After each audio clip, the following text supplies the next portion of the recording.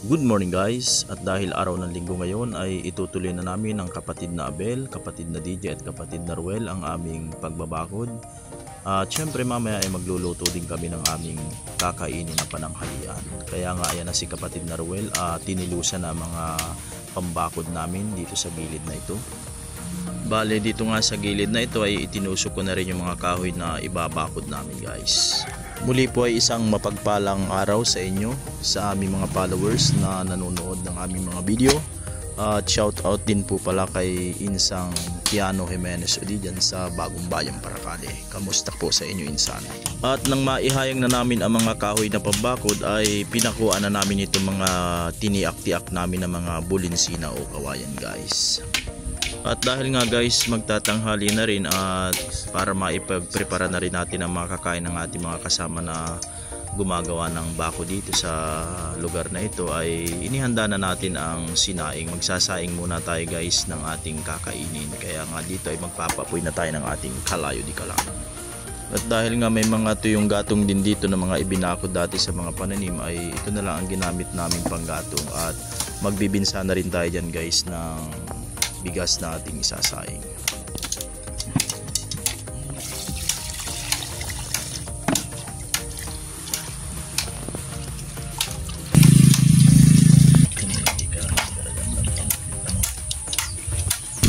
Idinilig na po sa puno ng mangga para mamunga. At syempre pagkabinsa natin guys ng bigas ay isinalang na natin sa ating kalayo di kalani upang balukto pa natin. Napakaganda talaga sa lugar na ito, ang luntiang paligid, ang iyong mamamasdan. At ayan nga guys, kumukulo ng ating sinaing.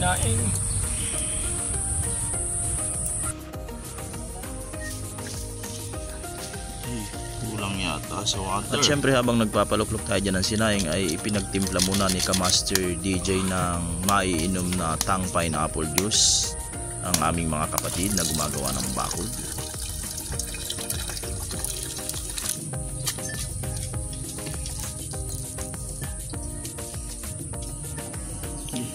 Tubig.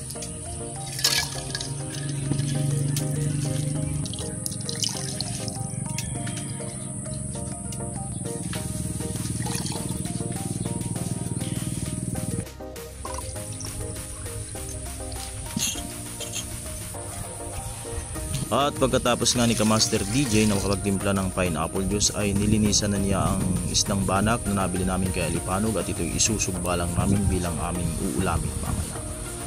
Bale, simpleng ulam lang ay talaga namang napakasarap na pananghalian na din guys. Basta ang ating pagluluto ay inaluan natin ng pagmamahal. At ayan nga guys, ang aming mga inihaw na isdang banak. Talaga namang matataba din yan guys. Dito nga ay napahigo pa ng pineapple juice si Kamaster DJ. Dahil sa sobrang usok, luto na ang inihaw. Sunog na po ang balat. Nadali na ni Kamaster.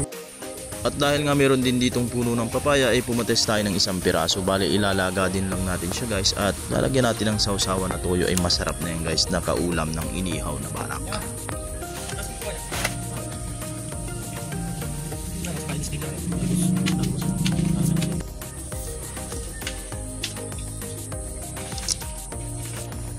At kapag kumukulo ng ating nilagang papaya, ilalagay na natin itong mga dahon ng talbos ng kamote at talbos ng kangkong na nakuha natin dito sa paligid-ligid lamang.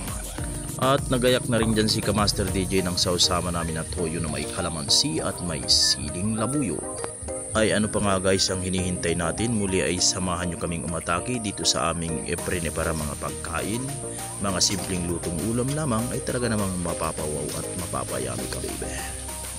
Kaya nga guys, ano pang hinihintay natin? Muli ay atakihin na po natin. Tara po, kain po tayo mga kabonggo. Maraming salamat po sa inyong panonood.